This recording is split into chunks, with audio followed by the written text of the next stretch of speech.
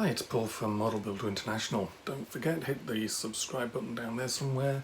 Also click on the bell to get the notifications. That way you'll, get notified of all the future videos. Today we're going to have a look at a new book from Kagero. This one is in their Top Drawings series, number 68. This one's all about the P-40.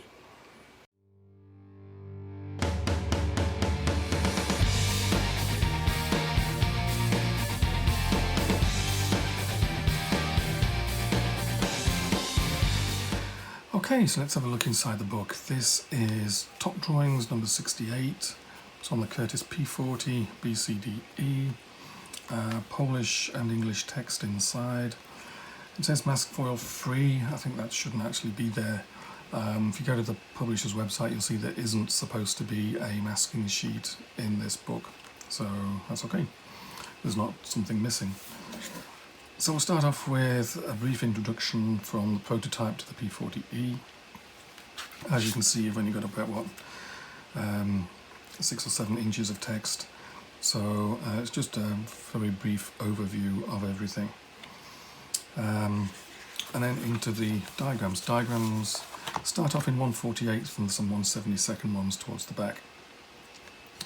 Starts off with the prototype, the very early prototypes, soon the late prototype. Prototype has the distinctive step in the wing root there. So then on to the P-40.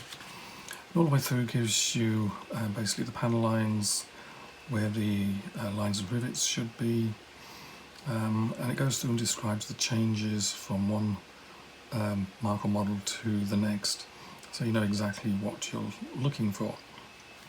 So start off with the earliest P-40s, Tomahawk Mark I. This covers the Tomahawk and the Kitty Hawk as well.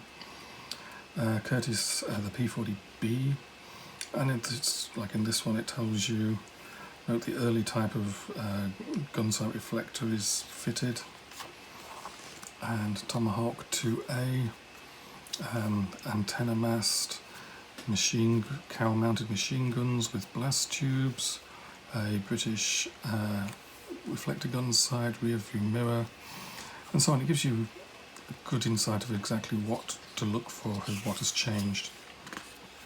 P-40C, Tomahawk 2B, another Tomahawk 2B. Most of the views seem to be of the port side, but you will see starboard side views and also the top and bottom views to come.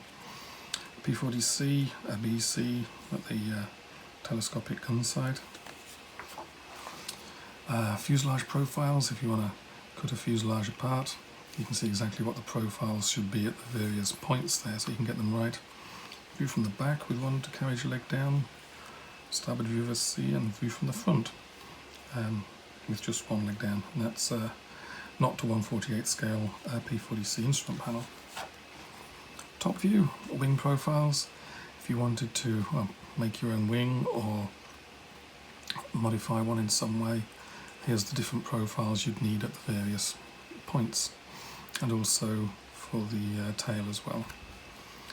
Underneath view of the P-40C and different types of fuel tanks, different types of bombs it could carry.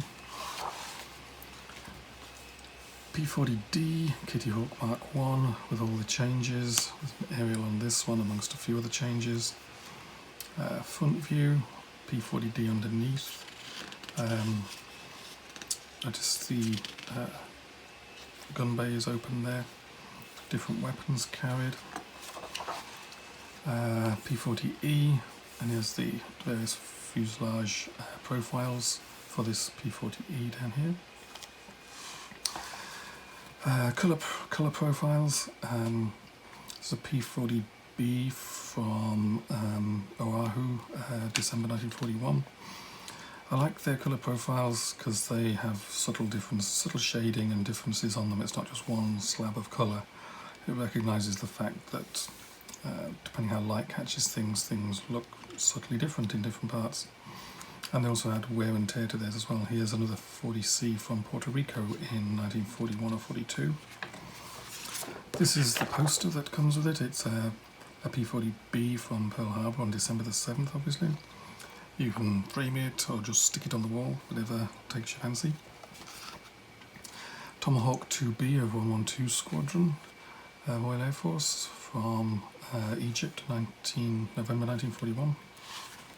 A couple of interesting ones. There's a Brazilian one of the 6 that was P-40Es that was supplied to Brazil. This one's 1942-43, and one captured by the Japanese. P-40E was tested near Tokyo in 1942-43. Underneath view of a P-40E and the instrument panel, and under good description of the views there. You can see this part of that gun bay is open. Wing profiles and tail profiles of a P-40E. Undercarriage, the ammunition bay is open. Front and back views of a P-40E. Shows you things to watch out for in the text, all the different types of tread that you can have on P-40 tyres. We've got a couple of P-40Es, Kitty Hawk Mark 1A with a field modified bomb rack to allow it to do dive bombing. Dual seat trainer TP-40E. Here's one, looks like it was supplied to the Russians on Lend-Lease. It has a Russian engine and propeller fitted. Another P-40E with some big fuel tanks. And underneath of P-40E Kitty Hawk 1A and the different ordnance combinations you can have. Then we go to the 172nd, and again it's going through showing you the changes. The shaded parts are things that have changed since the previous version. Now you've got the 3 prototypes as before, the very early one, and then sort of the modifications on that, the late prototype. It's interesting that to start with, the radiator was at the back of the wing, much like the P-51, and then it moved up to the underneath the engine in the, let's say, the late version of the prototypes. Then the P-40 itself, the first production version, with quite a few changes. Then the Tomahawk Mark 1, P-40B, 2A, 40C, 2B, and again all the changes are listed in the text. P-40B, lots of grey on this one, there's lots of changes made to that one, new engine in this one. And then a Kitty Hawk Mark 1, P-40E late, and then the P-40E-1. Just some small changes on the wing bomb racks, rear view mirror, an additional pole antenna on the fuselage after the cockpit. P-40E with a modified exhaust, with a P-40E with a fin root fillet. Mark 1A with the Russian engines again. Dual seat trainer, TP-40E. Top views of the early prototype and the late prototype. You can see most of the changes, a lot of changes in the top of the engine now. And then the P-40 and the P-40BC, B and C, which is the same as the Tomahawk 2As, 2Bs, and the changes there. So, all on the back, yeah, this last profile is a P-40E on the Aleutian Islands. This aircraft was flown by Captain John Chenault.